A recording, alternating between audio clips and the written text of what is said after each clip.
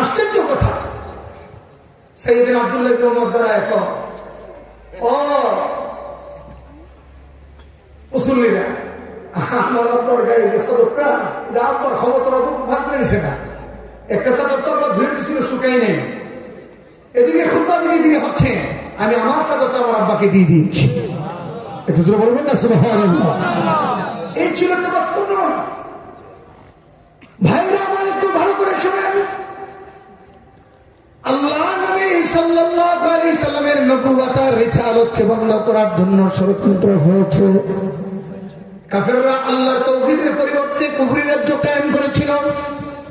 রাজ্যের মধ্যে নারীদের কোনো অধিকার ছিল না, জোরদার মুলুকদার ছিল। এই অবস্থায় আল্লাহ ফতে মক্কা যখন আমাদের নবীর হাতে দান করল, প্যারা নবী তার আদর্শ গোটা দুনিয়াবাসীকে দেখায় রয়েছেন। ফতে মক্কার পরে আপনার আমার নবীর হাতে প্রতিশোধ নেওয়ার হাতিয়ারটা ছিল। কাফেররাও ভাবতে ছিল, কিন্তু রহমতের নবী তামাম পৃথিবীর মানুষকে আশ্চর্যান্বিত করে ঘোষণা করে দিলেন, ডাক বলেন মক্কা ও কাফেররা শোনো, আমার চলার পথে তোমরা কাটা মিশাই দিতা, আমি নবী সেজদায় গেলে আমার মাথার উপরে তোমরা উটের নাড়ি বেড়ে উঠে দিতা, আমি নবী চলতে গেলে তোমরা পাথরের আঘাতে আঘাতে আমার জর্জরিত করতা। তোমাদের অত্যাচারে তোমাদের জুলুমের শিকার হয়ে আমি আপন মাতৃভূমি ছেড়ে মদিনায় গিয়েছি, সেখানে তোমরা ষড়যন্ত্র করেছ। বদর, উহুদ, খন্দক, খায়বর কায়েম করে আমি আল্লাহর পক্ষ থেকে বিজয়ী নেতা হয়েছি। এখন আমার হাতে আল্লাহ, যে মক্কা ছেড়ে আমি পালিয়ে গিয়েছিলাম, মক্কার ক্ষমতা আল্লাহ আমার দিয়েছেন। ইচ্ছা করলে আমার প্রত্যেকটা আঘাত, আমার সাহাবীদেরকে হত্যার প্রত্যেকটা বদলা আমি নিতে পারি, কিন্তু না না, আল্লাহ তাআলা আমাকে প্রতিশোধ দেওয়ার জন্য পাঠান নাই, আমাকে আল্লাহ রহমত করে দুনিয়াতে পাঠাইছে।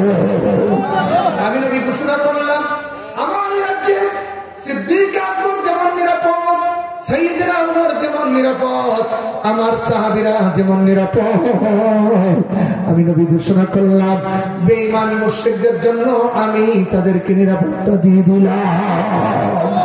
একটি ইসলামী রাষ্ট্রে, প্রথম ইসলামী রাষ্ট্রের বিরুদ্ধে যে আঘাতটা হবে, আকিলে একটু শোনা, এর মধ্যে একটা কয় যে ইসলাম খেলাফত আসলে বিদাতীরা বসবাস করতে পারবে না, বরং সেই জায়গায় আমরা কথা বলি, আজকে সংখ্যালঘুরা বাংলাদেশে যেইভাবে নিরাপত্তার চাদর আবৃত্তি, বাংলাদেশ হচ্ছে পৃথিবীর বুকে উজ্জ্বল সাম্প্রদায়িক সম্পত্তির একটি উজ্জ্বল দৃষ্টান্ত রাষ্ট্র। মাঝে মাঝে যে সংখ্যালঘুদের উপর হামলা দেখি, এই হামলার সঙ্গে কোনো আলেমরা জড়িত না, কোনো মাদ্রাসার তরফের আলেমরা জড়িত না, তৌহিদি জনতারা জড়িত না, ওই পরাজিত শক্তির দূষণরাই জড়িত। কথা বলেন ঠিক কিনা? চলে বলেন। হুজুর তখন ছিল মিথ্যা হলে আমার ধরবেন না, শ্রীনগরে মন্দিরে হামলা হয়েছিল, হুজুর জানতেন না?